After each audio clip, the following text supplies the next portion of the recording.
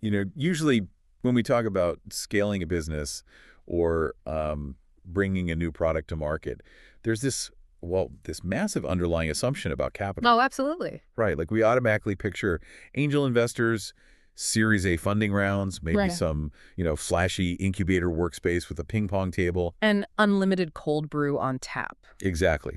The cultural narrative basically tells us that you have to throw millions of dollars at a wall, burn through this massive runway, and then just kind of pray that a tiny fraction of it actually sticks. Yeah, and I mean, it is the dominant narrative for a reason, but it creates this incredibly false barrier to entry for so many people. It really does. It makes people feel like a mountain of cash is just a strict prerequisite just to get to the starting line. Like, if Mhm. you don't have venture capital backing, you aren't playing the real game. But then you come across a business case study that just completely shatters that assumption. And that is exactly what we have for you today. Welcome to today's deep dive. It's a great one today. It really is.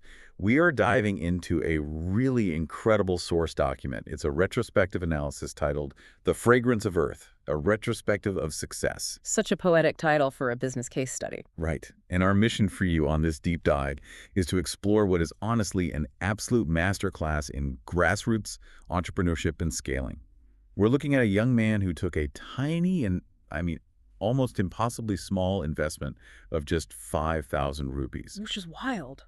Yeah, and alongside his grandfather's traditional recipe, he methodically turned that into a thriving 10-location franchise.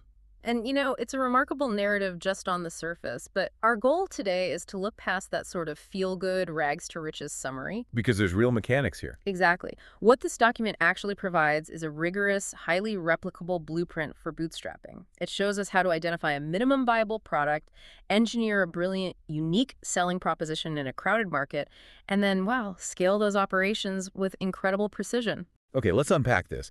Because before we can even begin to talk about franchises and regional scaling, we really have to look at the structural foundation. The origin story. Yeah, and the foundation of this entire empire starts with a young man named Ramu. He's living in a small village, and he has this just burning desire to build his own business. But his initial resource pool is incredibly constrained. That is putting it mildly. He essentially has two assets to his name. First, his life savings, which amounts to exactly 5,000 rupees. Right. To put that in perspective for you, that is roughly 60 US dollars. $60. That is his entire financial runway. And his second asset is completely intangible. It's his grandfather's traditional, heavily guarded recipe for Masala Chai. Which, practically speaking, is a massive strategic advantage. Really? How so? Well, think about it. Rather than trying to invent a completely new product category from scratch, which, requires educating your consumer base and carries a huge risk of failure, he is leveraging a deep generational knowledge base. Oh, I see. Yeah, he's entering a market with established demand. People already drink tea, and he already knows his specific product is superior to the baseline because it's this perfected family recipe. That makes total sense. But having a good product doesn't insulate you from your environment, right? And here's the detail from the source that really stuck with me. The village's reaction? Yes. When Ramu decides to actually go for it, when he announces, hey, I'm starting a tea stall, the village does not rally behind him. Not all. They don't throw him a watch party. They actively mock him. The document notes that the villagers literally ask him, you studied this much just to open a tea stall. It's a brutal reaction to face from your own community, your own neighbors. It's heartbreaking. It is. But if we analyze the sociology of that moment, it's actually a very common defense mechanism. It honestly reminds me so much of the social pressure modern professionals face today. Like, think about that classic imposter syndrome you feel when you step off the expected corporate path. Oh, definitely. The golden handcuffs. Right. Someone gets a fancy degree, they climb the corporate ladder for 5 years, and then one day they decide they want to quit to open a specialized bakery or, a woodworking shop or a food truck. And society looks at them like they have completely lost their mind. Exactly. Why is there such a stark disconnect between holding formal education and valuing traditional hands-on trades? Well, it really comes down to the friction between perceived status and actual value creation. Okay, unpack that. Sure. So in many communities, society equates formal education with a very specific, narrow trajectory, usually a white-collar desk job. The underlying assumption is that education is supposed to elevate you away from manual labor or traditional retail. Right. It's seen as an escape. Exactly. So when Ramu, who is an educated young man, chooses to open a tea stall, which is a ubiquitous, seemingly low barrier to entry business in a village, the villagers perceive it as a regression. They see a failure to launch. Yes. They cannot see the strategic business move happening beneath the surface. They just see the stereotype of a dusty roadside tea vendor, not, the seed of a regional business empire. Right, and understanding that stigma is vital, because psychological resilience alone doesn't pay the rent. True. To actually survive that mockery and turn a profit, Ramo had to build a protective moat around his business. He couldn't just brush off the insults he had to use his education and his intellect to outthink the traditional tea stall model. He had to prove them wrong with the business itself. Exactly. If he was going to enter a commoditized market, he had to profoundly differentiate himself from day one. Okay, here's where it gets really interesting. Because overcoming that kind of deep community skepticism requires an immediate, visible pivot in how the business operates. Right, you need a visual cue. Yes, you have to signal to the customer that you are not like the others before they even take a sip. And Ramu's strategy for this is just brilliant. He looks at every other tea vendor in the region who are all serving their tea in these standard, cheap plastic cups or maybe simple glass tumblers. Standard issue stuff. Right. And he says, no, I'm not doing that. A seemingly small operational choice, but it fundamentally alters the trajectory of his entire business. Because he decides to serve his grandfather's Masala Chai exclusively in earthen cups. These are traditional unglazed clay cups known as Kulhads. And he goes out and purchases these directly from the local potters right there in his village. Let's really analyze the mechanics of that decision because, this isn't just a cute aesthetic choice. No, not at all. This single operational pivot is actually a highly sophisticated, three-tiered business strategy. Ramu essentially solved three distinct business problems with one move. Okay, lay them out for us. The first tier is environmental. By choosing clay over plastic, he immediately engineered a completely plastic-free environment at his stall. Which is a big deal. Huge. In a market that is increasingly aware of environmental degradation, he branded himself as sustainable long before it became a required corporate buzzword. It creates an immediate visual contrast, right? Like you see the cheap, disposable, polluting nature of his competitors on one side, and then you see this natural, earthy vessel on his counter. Exactly. But the second tier, and I think this is the most visceral one for the consumer, is the product quality itself. The source document specifically points out that the clay fundamentally enhanced the tea. Because it alters the chemical and sensory experience of consuming the product. Right. It's not just a neutral container like glass or plastic. Yeah. When you pour boiling hot tea into the unglazed porous clay of a Kulhad, the heat interacts with the minerals. It bakes it a little bit. Yeah, and it absorbs some of the tea's natural bitterness and releases this incredibly unique, intimate aroma. The source beautifully translates this as the fragrance of earth. I love that phrase. It's like petrichor, that smell of rain on dry soil. You aren't just drinking masala chai anymore. You are consuming a multi-sensory experience that you literally cannot replicate in a plastic cup. The packaging itself becomes an active ingredient in the product's success. What's fascinating here is how that leads us directly to the third tier of this strategy. Yeah. And from a pure business longevity standpoint, this is arguably the most powerful one. The socioeconomic integration. Exactly.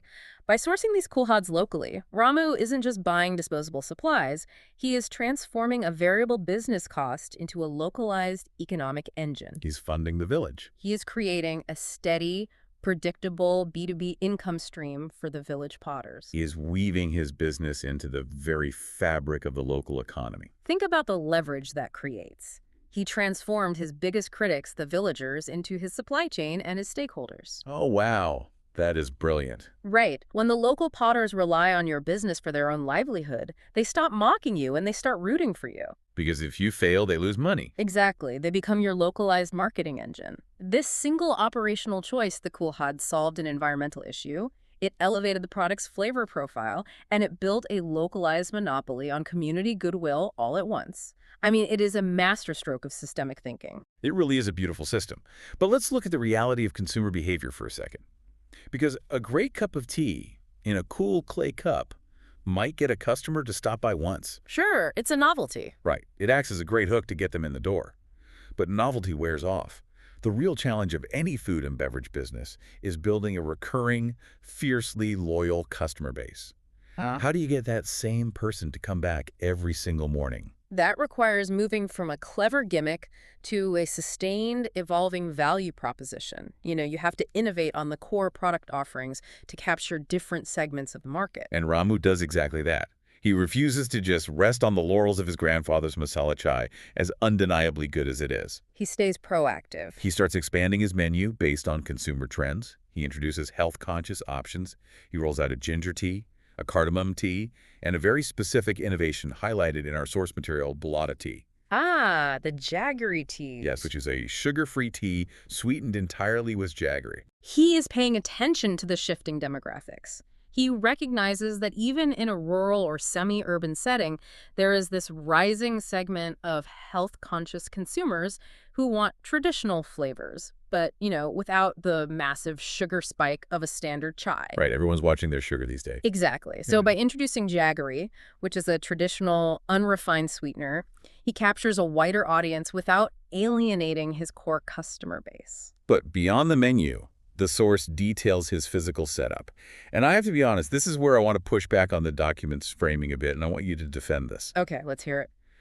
The case study heavily praises Ramu because he provided clean drinking water for his customers, he set up a small wooden bench for them to sit on, and he always served them with a friendly, welcoming smile. A very intentional operational setup. Sure.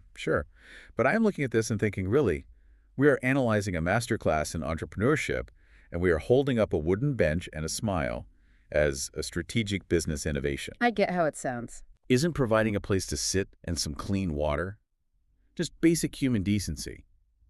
I am struggling to see how a piece of wood translates to a measurable increase in revenue. I understand the skepticism, I do. Calling a bench a strategic innovation sounds like boardroom jargon applied to a village stall. Yeah, exactly. But you have to strip away your assumptions about modern retail and consider the baseline reality of the specific marketplace he is operating in. In a rustic village setting, a typical roadside tea stall is strictly, aggressively transactional. It's just a pit stop. Exactly. You walk up to a dusty counter, you hand over a coin, you get a quick cup of scalding tea in a flimsy plastic cup, you drink it standing up in the dirt, and you leave. Fast in, fast out. Right. The baseline expectation for customer comfort in that environment is practically zero. It is a pure commodity exchange. So when Ramu adds the bench, the clean water, and the intentional hospitality, he is applying high-end user experience principles to a grassroots commodity market. Okay, but how does that actually impact the bottom line? Like, does a bench print money? By fundamentally altering dwell time. Dwell time? Yeah. If a customer has to stand in the dust, they consume your product in 2 minutes and leave. If you give them a clean and comfortable place to sit, they stay for 15 minutes. Oh, and they buy more. They relax, they order a second cup, they buy a snack.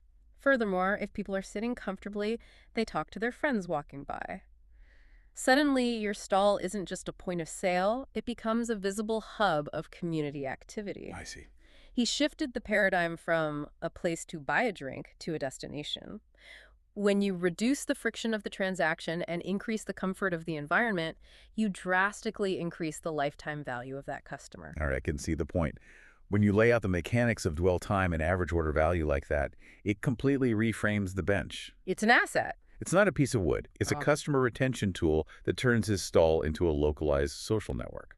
And we don't have to guess if that theory worked, because the financial data in the case study backs up the strategy perfectly. Let's get into those numbers, because the math of how he scales this operation is where the blueprint really comes together for anyone listening.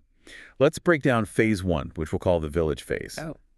He starts with that initial capital of 5,000 rupees. Through the Kulhad strategy, the menu innovation, and that high-level customer experience we just talked about, he builds a fiercely loyal base.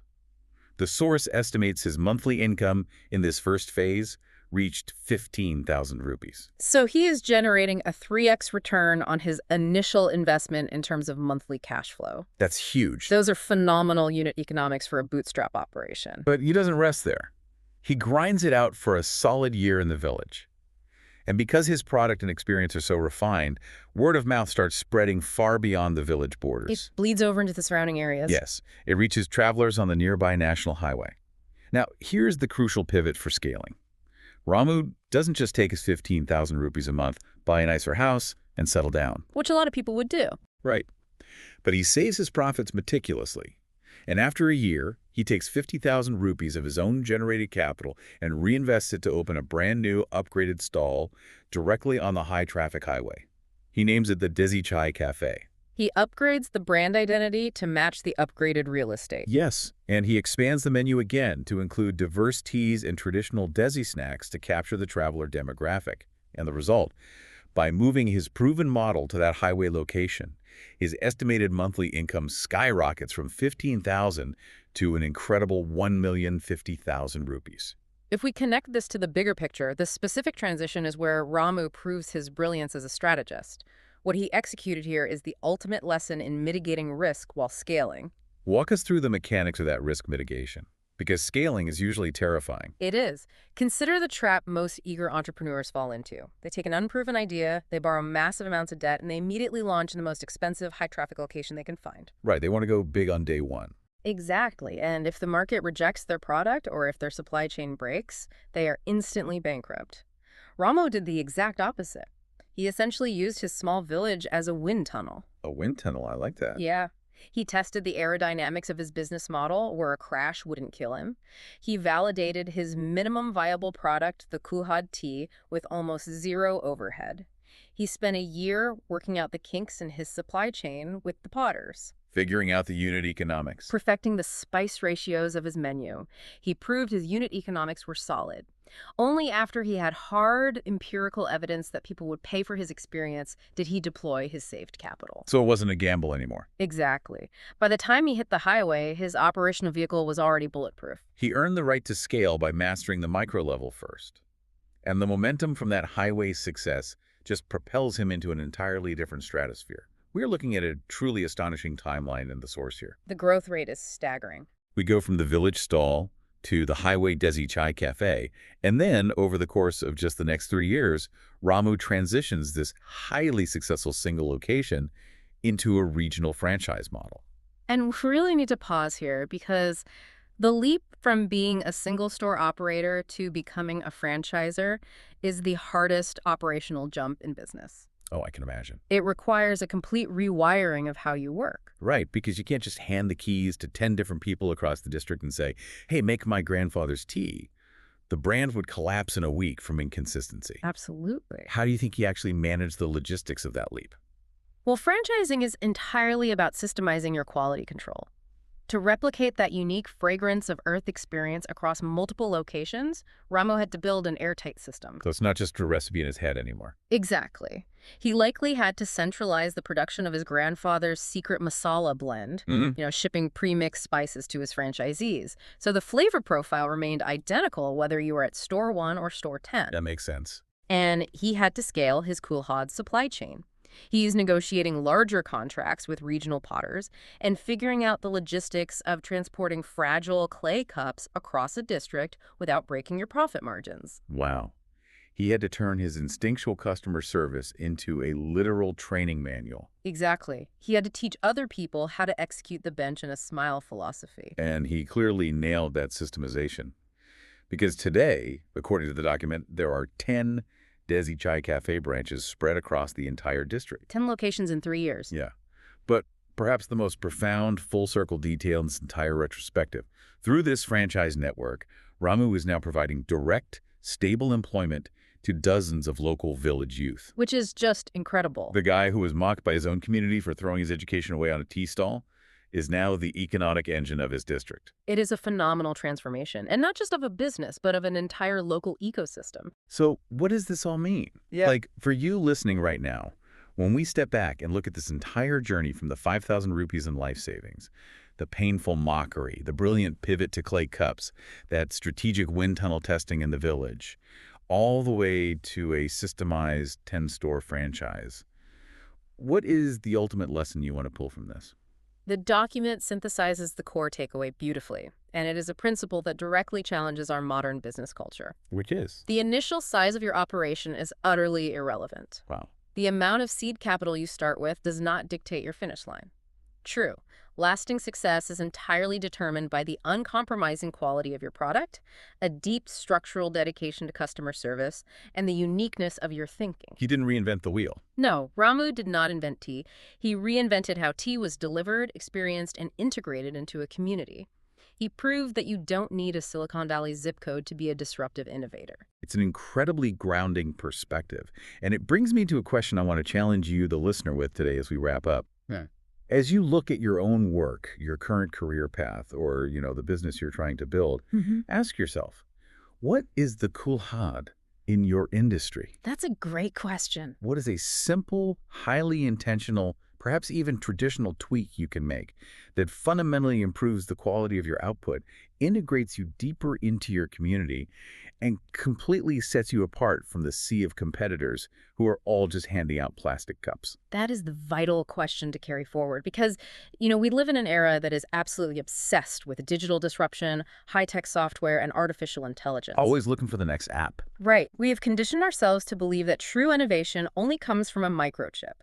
But consider this. If a measly 5,000 rupee investment and a dusty family recipe can build a thriving 10-store franchise simply by prioritizing eco-friendly packaging, local supply chains, and genuine human connection, what massive, entirely overlooked opportunities are hiding right now in the outdated traditions we walk past every single day? Such a powerful thought to end on, and a reminder that sometimes the best way forward is looking back at what we've forgotten. Thank you so much for joining us on this deep dive into the fragrance of Earth. We hope this case study has sparked some new ideas for you. Keep questioning the standard way of doing things, keep searching for the brilliant mechanisms hiding in plain sight, and hey, enjoy your next cup of tea. We will catch you next time.